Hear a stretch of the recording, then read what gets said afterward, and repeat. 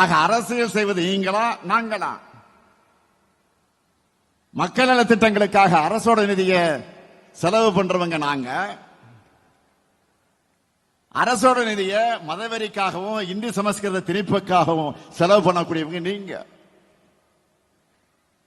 பிஎம்ஸ்ரீ திட்டத்தை ஏற்காததால தமிழ்நாடு 5000 கோடி ரூபாய் இழக்குதுன்னு சொல்ற ஒன்றிய அமைச்சர் தர்மேந்திர பிரதான் அவர்களே, தமிழ்நாட்டிலிருந்து நீங்க வாங்கிட்டு இருக்கக்கூடிய வரியை தரமாட்டோம்னு சொல்ல, எங்க கிட்ட இருந்து நீங்க வாங்கிக்கிட்டு இருக்கக்கூடிய வரியை தர முடியாதுன்னு சொல்ல எங்களுக்கு ஒரு நொடி போதும். மறந்துடாதீங்க. கொடுத்து பெறுவதுதான் கூட்டாட்சி தத்துவம். அதுதான் இந்திய அரசியலமைப்பு சட்டத்தோட அடிப்படை.